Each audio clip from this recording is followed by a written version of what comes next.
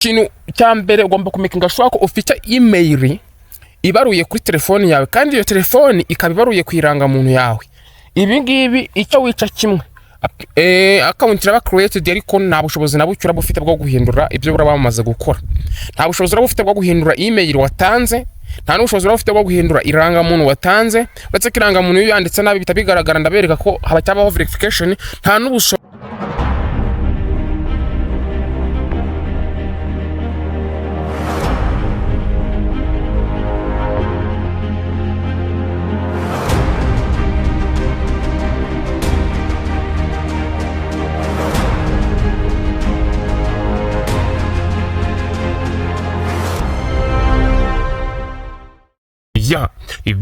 bantu banjye muraho mumeze neza.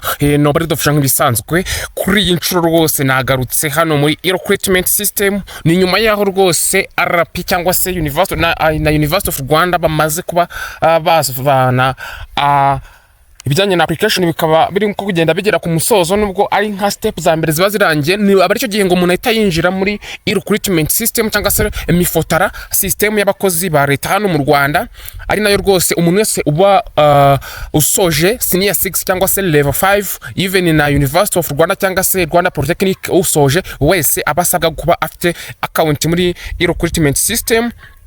Byose bikora neza kuko ino ni system itangirwamo akazi ka leta cyangwa se institution za leta izarizo zose. Hano niho akazi kanyura ku muntu wasoje rero senior 6 cyangwa se level 5, nta gashobora kubona akazi ka leta nta E-Recruitment account agira.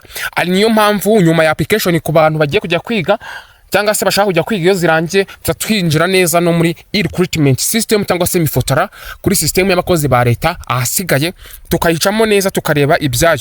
Muri iyi video rero turaza kurebera hamwe ni gute tura creating account, ese ni gute turakora login, ni gute noneho turi bwuzuze tube twakuzuzamo CV zacu cyangwa se imyirondoro yacu, yaba na diplome kwamaze kuzizana, result slip, ukahitamo ibyo wize byose ku buryo biba bigaragara kuri poto yawe, kuburyo habonetse umwanya ubona email kubwira ngo ubu ngubu ushobora kwa applyinga akazi kariho. Nk'ubu mubabona hariho abagiye hariho akazi kagiye gatandukanye, za accounting, za human resource officer, content development specialist, monitoring and n'ibiki, agronomist, project coordination n'ibintu byinshi cyane, graduation officer, ibintu byinshi cyane. Niyo mpamvu rero hano tugomba gutangira step by step kuva kuri zero. Ngewe mpita mfunga rwose Chrome, ngiye kuyifunga, ariko mbanze mbere ko nyifunga nibaga mbegeze kuri YouTube channel y'Uburezi Rwanda TV, kandi like, tera comment, kandi subscribe, ufungura inzogera tujye tubana igihe cyose. Noneho wowe uhasanzweho like, nizere ko uba wamaze kwigezaho kare cyane, ukayitumbwira muri comment ati nge nahageze, ndikumva uwo bita Uburezi official. Noneho rero kandi mujye mukano gusangiza inshuti zanyu, kadufunge Chrome dutangire bundi bushyashya. Wewe fata telefone yawe tujyane akantu ku kandi, nta kintu na kimwe ngomba gusimbuka. Nge mfungura Google Chrome cyangwa se indi web browser yose ukoresha, yaba bakoresha Brave, yaba bakoresha Google gusa, yaba bakoresha Firefox, Mozilla, yaba bakoresha na za Safari, kuma bakoresha ama iPhone. Mwefungura asigaye tujyane uze hano muri Google, hano muri search, hano wandikira ikintu, wandikemo ngo E-Recruitment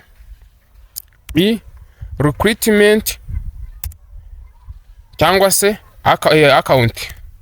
account cyangwa wandikemo ngo MIFOTRA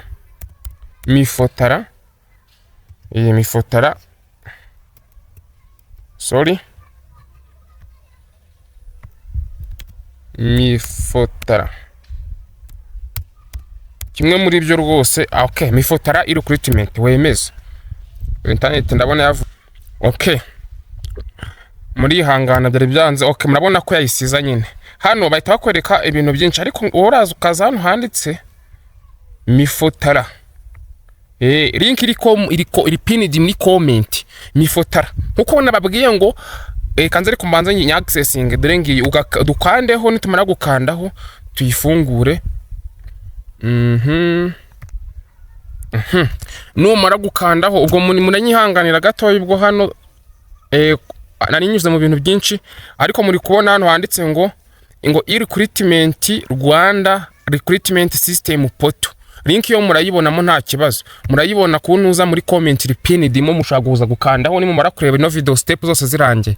None ubundi e-recruitment system ni iki? Murabona nko banditse ngo ni e-recruitment. E-recruitment bivuze iki? Electronic recruitment. Ni ugukora recruitment binyuze mu buryo bwa online hatabayeho physical recruitment cyangwa se physical contact, ku buryo ujya ku karere cyangwa se ukajya ku murenge ngo ku kagari cyangwa se kuri company kuri institution runaka. Oya, hano bibera muri e-recruitment. Muri e-recruitment rero hari ibintu bisabwa n'ubundi ibintu ujyana kuri institution runaka ugiye gusaba akazi cyangwa se n'ahandi hantu ari hose ugiye gusaba akazi ka leta, ni nabyo tugiye guturashyiramo hano nitumara gucreatinga account. Ibyo byose rero niyo tugiye kurebera hamwe, bivuze ngo e-recruitment cyangwa se MIFOTRA buri wese amaze kumenya igisobanuro cyayo, ikikora n'ikibigamije. Icyo ataramenya nuko umuntu akora account cyangwa se akinjiramo akaba yakora application. Ibyo nibyo ngiye kubereka rero. Sasa uza hano handitse mwebwe muri buze kubona akantu kanze nkaho ngera gutya, ndahita ndabizi neza bitabikunda. Okay, ndabona n'ubundi byose bikomeza kuba kimwe ku bantu muri gukoresha telefoni. Kano kantu ka register mukareba ahantu hejuru mu nguni, cyangwa se kanze ndebe gatoya wenda ibyo ntekereje ku bantu muri gukoresha telefoni. Namwe niho kari nta kibazo. Murebe hejuru mu nguni handitsemo akantu kanditseho ngo register. Iyo register niyo tugiye gukandaho. Numara kuyikandaho rero ahita hafunguka kano kantu kameze gutya. Hano hari ibintu ugomba kwitondera mbere yuko utangira. Ikintu cya mbere ugomba kumekinga sure ko ufite email ibaruye kuri telefoni yawe, kandi iyo telefoni ikabibaruye ku irangamuntu yawe. Ibi ngibi icyo wica kimwe, account iraba created ariko nta bushobozi na bucyo urabufite bwo guhindura ibyo uraba bamaze gukora. Nta bushobozi urabufite bwo guhindura email watanze, nta n'ubushobozi urabufite bwo guhindura irangamuntu watanze. Uretse ko irangamuntu iyo yanditse nabi bitabigaragara, ndabereka ko haba cyabaho verification. Nta n'ubushobozi uba ufite bwo guhindura nimero ya telefone. Noneho rero sasa ibyo ngibyo nitumara kubikora ubwo twagiye, fata hano hari handitse ngo enter your national ID number, wandike irangamuntu yawe. Ngewe murabona iyo nanditsemo gutya bahise bampereza ko uwo muntu ari verified. Hano imbere itaza akantu ka verified. Noneho hano munsi imbere y'izina ryawe bakazanaho naho akantu kagize ute kari verified. Noneho sasa email hano ikintu ugiye kwandikamo email yawe n'urugero, sibyo? Wenda gadushyiremo valid official yes. Then hano gashyiramo nimero ya telefone. Nimero ya telefone imaze kuyishyiramo bahita bakubwira ngo urakora next, sibyo? Numara gukora next hano barayita hano ikoze next, bahita bagira bohereza email verification. Kano kantu ka email verification barakohereza code kuri email, none nako link kuri email. Iyo link urayikandaho, numara kuyikandaho bakubwira ngo shyiramo password. Ubwo tuba tugeze kuri step ya gatatu yanditseho gatatu. Iyo password urayishyiramo inshuro ya mbere, wongera ushyiremo inshuro ya kabiri. Nyuma yo gushyiramo inshuro ya kabiri baguha condition, bakubwira ngo password yawe igomba kuba igizwe iri hejuru y'inyuguti nako ya character 8. Character 8 nyine bwo ni length cyangwa se uburebure bwayo, ikaba igizwe n'imibare harimo inyuguti ntoya n'inkuru, hakaba harimo na special characters byibuzima. Iyo niyo password ibikenewe. Ubwo ukore next. None nimura gukora next tayari mumaze kwemeza munahita muza hano handitse ngo login. Login hano rwose handitse login, mushyiremo email na password. Nimura gushyiramo email na password mukore login. Kambishyiremo asigaye tuhite twinjira muri system yacu. Sasa rero kuri ba bantu ba email, ubwo nge nuko narengerageje kwinjira bagahita bambwira ngo password yabaye expired nkakora. Nange murabona akarinki kameze nk'uko ariko ntago kaba kanditseho gutya, wenda nge ni nkakandaho baratubwira ngo dore bya binini nababwiraga. Hano baravuze ngo password igomba kuba iri lowercase. Lowercase ubwo ni inyuguti ntoya, ifite uppercase ubwo ni inyuguti nkuru, ifite irimo umubare, irimo special character, ndetse irimo na igomba kuba iri hejuru ya character 8. Then ikaba confirmed ni ukongera ukayandika. Nibyo ngiye guhita ngora nshyiramo nka password nshyashya. Nimara gushyiramo password nshyashya birangiye, asigaye imite nkora change mbere nkore login ninjire muri account yanjye. Okay, murabona ko byakunze neza, ngiye gukora change ariko mwebwe ntabwo ari byo murahita mukora, kuko hano nyine nge nari meze nkaho password yanjye yabaye expired. Murabibona, lowercase, uppercase, characters, numbers, special characters, tukore change password. Then asigaye mpite ngaruka kuri home page yacu nkuko twamaze creating account, cyice tujya hariya kuri login. Twamaze gukora register, tugiye gukora login, twaccessinge portal yacu cyangwa se account yacu. Then tumara kuyaccessinga, murabona twamaze kugeza hano muri interface y'umuntu ufite account muri system y'abakozi ba leta hano mu Rwanda. Aba ari rebe yo kwa applyingira akazi akariko kose yifuza cyangwa se gahuye n'ibintu yaba yarize. Murabona ko iyi profile iri kuri 89% irimo ibintu byose bisabwa by'ingenzi, harimo ama identity, education, language n'ibindi. Yuje hano hino kuri advertisement ubonaho nyine na akazi, no my application na application bo wari applyinze.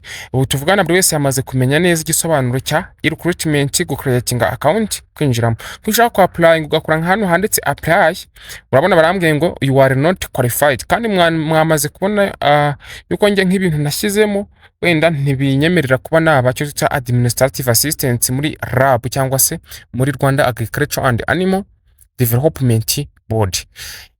No kuko bitewe n'ibintu niba warize nka accounting, urumva wowe ugomba ku applying ibintu bya wize, kuko bino ibyo uploadingamo hano yaba CV, yaba diplome, yaba languages cyangwa se n'ibindi na certificate gift, nibyo bigaragaza nyine icyo ushobora gukora cyangwa se icyo weho uba wemerewe, umwanya uba wemerewe. Nk'ubu barimo baravuga ngo bachelor degree in secretarial studies, hano ntabwo byakunda. Ngo bachelor in public administration ntibyakunda. Nzabereka n'ukuntu zino psychological test cyangwa se zikorwa n'ibindi byinshi bitandukanye. Ahubwo none uko twigire kuri profile cyangwa se ku myirondoro yacu, aho twuzuriza izo CV n'ibindi bigiye bitandukanye. Yuze kuri profile bahita bakwereka imwe mu myirondoro yawe. Murabona ngaha bakwereka background, education, work experience, certificate cyangwa se awards, bakakwereka izo awards. Ibi byose nzabereka ukuntu bigenda bijyamo n'ubundi.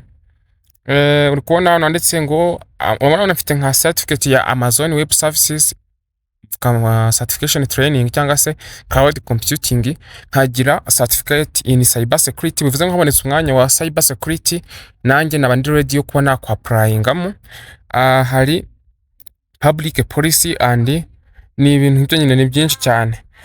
Sasa ibingibi byose iyo umaze kubya-uploadingamo niyo CV na diplome yawe, byose n'ubundi biba byagufasha. Nibyo ushobora kuba uvuga ngo ufite account muri system y'abakozi ba leta cyangwa se MIFOTRA cyangwa se e-recruitment nyine nkuko twabonye kandi electronic e-recruitment bo wakwa applying. Zagenda mbereka rwose ibintu bigiye bitandukanye. None mwebwe rero twabanye muri no video, mubanze mukore bino mubirangize, nimumara kubirangiza nzaza mbereka ni gute dushyiramo CV. Abantu badafite CV munyandikire kuri WhatsApp, nimero biba muri description cyangwa se kuri channel description. Ngomeza kubashimira mwebwe tubana cyane ku Uburezi Rwanda TV, babwire ngo naho utaha mujye mukagushangiza inshuti zanyu, mwandika muri comment mumubwira ati Obado official turahari, turakwemera kandi nanjye nico mbakundira. Bye bye, God bless you.